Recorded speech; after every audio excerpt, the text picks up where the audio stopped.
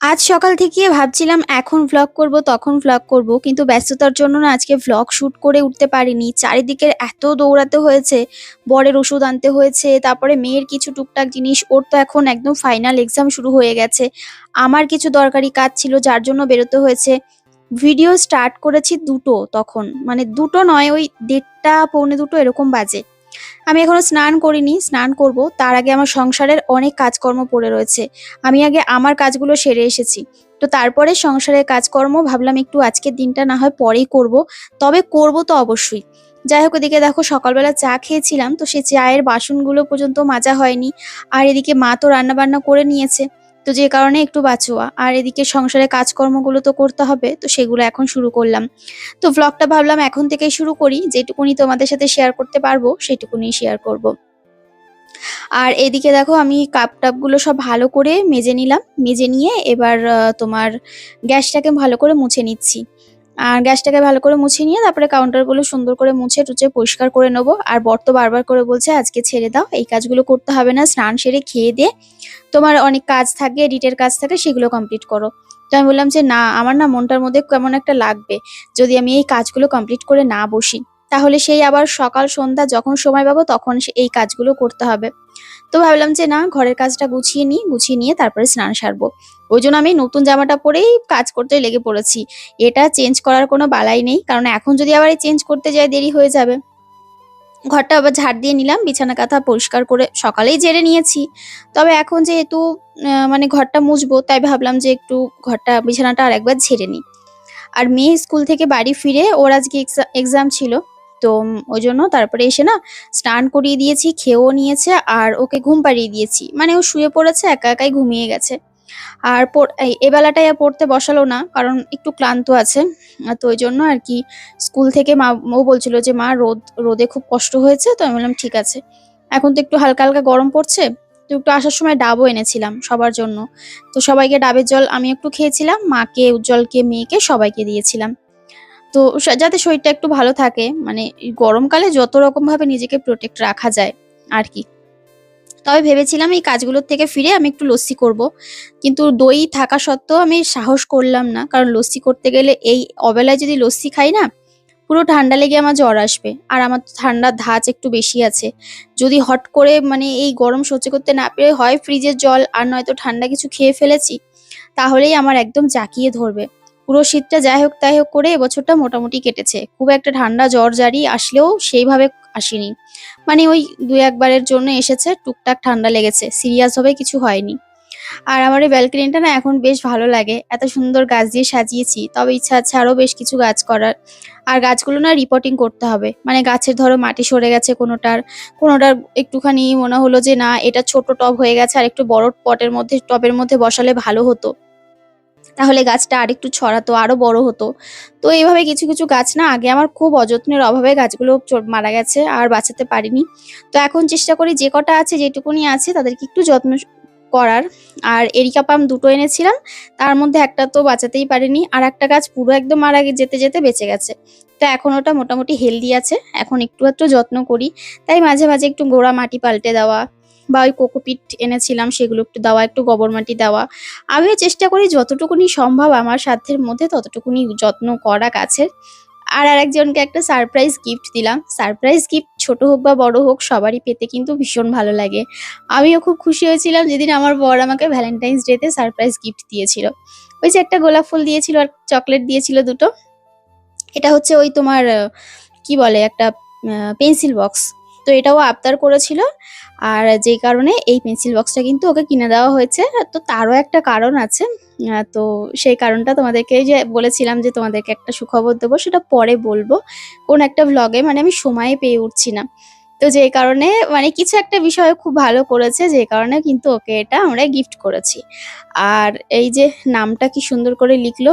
তো ও খুব সুন্দর মানে হাতের লেখা করে। ওই তোমার এই কার্সিভ হাতের লেখা করে, মানে পেঁচানো হাতের লেখা, যেটা আমি তো কিছুতেই সেভাবে পেরে উঠি না, ও খুব সুন্দর শিখেছে। তো ওইভাবেই আর কি সব সব সাবজেক্টে ওভাবেই লেখে। আর এই দেখো তারপরে আমাদের বেরি গাছে এত পরিমাণে বেরি হয়েছে না, খেয়ে শেষ করতে পারছি না। তো সকালে বিকেলে পুরো মানে যখনই আসছে তখনই সবাই বেরি খাচ্ছে। তারপরে মা তো মাঝে মাঝে এসেই এক এক কৌটো করে টিফিন বক্সে করে নিয়ে যাচ্ছে, ভর্তি করে বলছে খাও।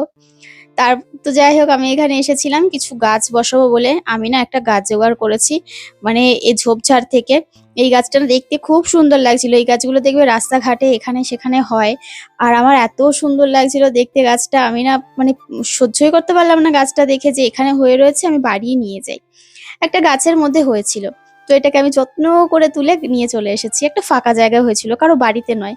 তো নিয়ে এসে তারপরে একে আমি এখানে বসালাম একটা হ্যাঙ্গিং প্ল্যান্টের মধ্যে। জানি না বাঁচবে কিনা, তবে যত্ন তো করি, দেখা যাক তারপরে শেষ অবধি কি হয়। কিন্তু বেঁচে গেলে গাছটা এত সুন্দর হবে তোমাদেরকে বলে বোঝাতে পারবো না। আর এখানে আরেকটা ইনডোর প্ল্যান্ট এনেছিলাম। একটা না ২-৩ টে এনেছিলাম। তবে একটা একটা করে বসাচ্ছি। একেবারে তো এত মাটি বসানো পাওয়া সম্ভব না। আর আমার কিছু জিনিস আসেনি এখনো, অর্ডার করেছি। মানে ওই যে কোকোপিট অর্ডার করেছি, ঘরের গাছগুলোতেও কিছু যত্নবর্তি করতে হবে। তো সেগুলো আসুক, তারপরে সমস্ত গাছগুলো একসাথে নিয়ে বসবো। মানে একদিন একদিন করে ২-৪টে করে টবগুলোকে ঠিক করতে হবে, আর গাছগুলোকেও ঠিক করতে হবে। তো এই যে ২টো টবের মধ্যে ২টো গাছ কিন্তু বসিয়ে দিলাম। আর এবার যেহেতু ছাদে এসেছি, তো ছাদটা দেখলাম একটুখানি পাতা পড়েছে, নোংরা পড়েছে। এখন কি বলতো, মানে যতই মানে যাই করো না কেন, দেখবে সকালে ঝাড় দিয়ে গেলে বিকেলের মধ্যে ছাদ বাগান তো আবার নোংরা হয়ে যায়। মানে ছাদ বাগানে যে এত মেনটেন করতে হয় না, যারা করে তারাই জানে যে এদের পেছনে কতটা খাটতে হয়, কতটা পরিশ্রম করতে হয়। যখনই আসি তখনই দেখি ছাদ অগোছালো। যতই পরিষ্কার করে রাখি তত আবার বিকেলবেলা এসে দেখবো, মানে সকালে পরিষ্কার করে গেলাম, বিকেলে এসে দেখবো পাতা জমে গেছে। প্রত্যেকটা গাছের থেকে পাতা পড়ে গেছে, নয়তো হাওয়া দিয়েছে মাটি জড়ো হয়ে গেছে, এই রকম হয় কিন্তু। কিন্তু এই যে একটু পরিষ্কার করে গেলেই ভালো হয়। এখানে না ঝাঁটা এনে রেখেছি, ঘর ঝাড়ু। তো এটা দিয়ে ঝাড় দিলে পুরো একদম ধুলো বালি একসাথে চলে আসে। আর এগুলোকে আবার তুলে কোনো গাছের গোড়ায় দিয়ে দেওয়া যায়। এগুলোকে ফেলানো যাবে না, কারণ এত কষ্ট করে তোলা ছাদে মাটি, সেই নিচের থেকে বস্তা করে বয়ে বয়ে ওপরে আনা, চারটিখানি কথা বলো তো, সেই মাটি যদি ফেলে দেওয়া হয় তখন কতটা কষ্ট হয়। তো যে কারণে আর কি ওই মাটিগুলোকেও আবার তুলে আমি রেখে দেবো একটা গাছের গোড়ায়। চলো এবার দেখাই আমার ছাদ বাগানে আপাতত কি কি ফুল আছে। তো এই যে একটা বুগেনভিলিয়া, যেটা বছরখানেক আগে লাগিয়েছিলাম। এই সময়টা প্রত্যেকটা বুগেনভিলিয়ায় এত সুন্দর ফুল ফোটে না। আমি ছাদে ১ মাস আগে একটা গাছ এনেছিলাম, সেটাতেও ভরে ভরে ফুল দিয়েছে, মানে এত সুন্দর ফুল ফুটেছে। আর এই কালারটা তো খুব সুন্দর। তারপরে আমার আছে কিছু ছাদে জবা, কিছু জবা কাটিং করে দেওয়া হয়েছে, যেগুলো যাতে আরো ভালো ফুল পাওয়া যায়। আর এদিকে দেখো লাস্টে বেঁচে রয়েছে এই ২টো গাছ, পিটুনিয়া, শীতের ২টো গাছ। তবে এই গাছটা তো সুন্দর ফুল ফুটেইছে। আর এখন যে গাছটা ধরলাম, এই গাছটা এত ফুল ফোটে, এত ফুল ফোটে, তোমাদের বলে শেষ করতে পারবো না। আর ফুলের কালারটা দেখো শুধু, অসম্ভব সুন্দর একটা কালার। আর এই যে ফোঁটা ফোঁটা ফোঁটা ফোঁটা এর মধ্যে যে পার্পেল কালারের ফুলটা, ওটা আরো বেশি ভালো লাগে। আর এটা তো পুরো টোটালি পার্পেল কালার। এটাও ভীষণ সুন্দর। এখানে একসাথে ২টো গাছ বসানো হয়েছিল, তাই একটা টবের মধ্যে ২টো কালারের ফুল ফুটেছে। আর এটা একটু উঁচুতে রেখেছি যাতে দেখা যায়, কি ভালো লাগছে দেখতে। আর এই হচ্ছে আর একটা টব। এই কালারটাও অসম্ভব সুন্দর। এটা একটা অন্যরকম কালার, মানে কালারটা ঠিক তোমাদের গোলাপি কালার, একদম ডিপ গোলাপি কালার। এই কালারটাও কিন্তু খুব সুন্দর। আর বাদবাকি সব গাছগুলো আপাতত নষ্ট হয়ে গেছে, কারণ অনেক আগে আনা হয়েছিল। আর রয়েছে কয়েক জাতের গোলাপ ফুল গাছ, এটা যেমন হাজার গোলাপ বলে না সেইটা। এই যে একটা কামিনী ফুল গাছ, খুব সুন্দর ফুল ফোটে। আর যখন ফুল ফোটে চারিদিকটা এত সুন্দর একটা গন্ধ ছাড়ে। আর এটা হচ্ছে তোমার এই অলকানন্দা গাছ, এটাতেও ছোট ছোট হলুদ হলুদ ফুল হয়। আর এখন তো এই যে বর্ষাকালে পুরো গরমকাল ফুটবে জুঁই গাছ, তোমার ওই জুঁই ফুল, সরি বেলি ফুল, জুঁই না বেলি ফুল গাছ। আর এখানে রয়েছে একটা সাদা জবা, সাদা জবার মধ্যে গ্রাফটিং করে একটা পিঙ্ক কালারের জবা ফোটানো হয়েছে, মানে একটা গাছে ২ রকমের জবা ফুটবে। এটা কিন্তু আমার শাশুড়ি মার মানে কেরামতি। মা আবার এগুলো ভালো শিখেছে, মানে করে বেশ ভালো। আর এটা হচ্ছে একটা লক্ষ্মী জবা ফুল গাছ। আর এখানে একটা গেরুয়া কালারের ফুল গাছ, এটাও জবা। তো এটা আমি বাড়ির থেকে এনে বসিয়েছিলাম। এটার আমার ২টো গাছ আছে, খুব সুন্দর, পুরো গাছ ভর্তি ফুল হয়। আর এবার এসেছি আমার ৩ তলার ছাদে। আর দোতলায় আরো কিছু ফুল গাছ আছে, সব দেখানো হয়ে উঠলো না। আর এখানে আমি তো এবছর জানোই কয়েকটা গোলাপ গাছ করার ইচ্ছা ছিল, তো কয়েকটা গোলাপের চারা এনে বসিয়েছিলাম। এখন ভেবেছি আরো কয়েকটা আনবো, কিন্তু এখন না আর পছন্দ মতো গোলাপের চারা পাচ্ছি না। তো এখানে দেখো, এখানে রয়েছে একটা কমলা কালারের, মানে পুরো একদম ডিপ অরেঞ্জ কালার।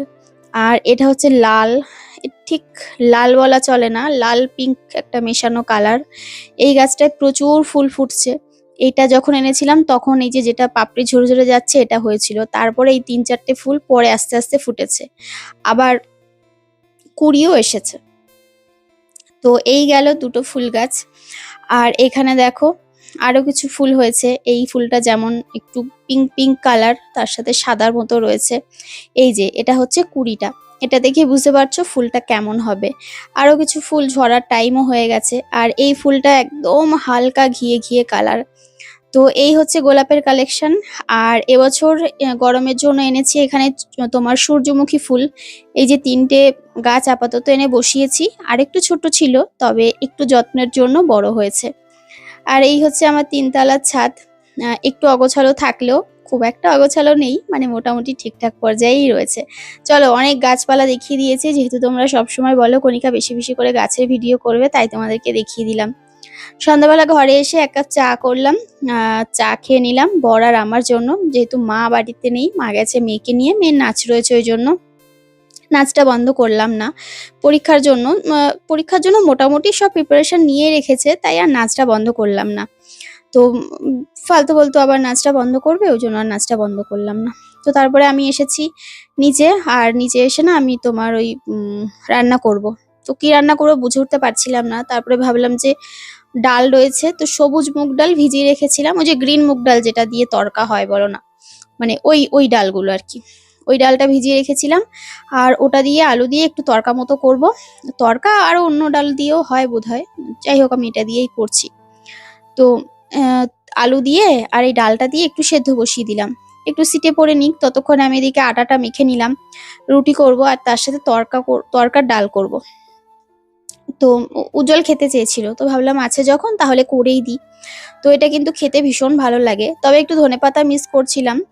একটু ধনেপাতা হলে আরো ভালো লাগতো, আর এর মধ্যে একটু কাসুরি মেথি দিয়েছিলাম। তো পরে ব্যাপারটা মেকআপ হয়ে গেছিল যদিও। তো এই যে হয়ে গেছে, সমস্ত কিছু দিয়ে এটা রান্না করে নিলাম। এবার এর মধ্যে নামানোর আগে একটুখানি নুন টুনগুলো দেখে এবার তোমার ওই একটু চিনি দিলাম, হালকা মিষ্টি মিষ্টি হবে। আর ঝালটাও মোটামুটি দিয়েছি। এবার একটু কাসুরি মেথি দিয়ে দিলাম উপর থেকে ছড়িয়ে, কিছুটা মিশিয়ে দিলাম, আর কিছুটাই যে ওপর থেকে ছড়িয়ে দিলাম। তো এটা কিন্তু এরকম গাঢ় গাঢ় গা মাখাই রান্না হয়, খেতে খুব ভালো লাগে রুটির সাথে, বিশেষ করে গরম গরম রুটির সাথে গরম গরম তরকা, মানে অসম্ভব সুন্দর লাগে।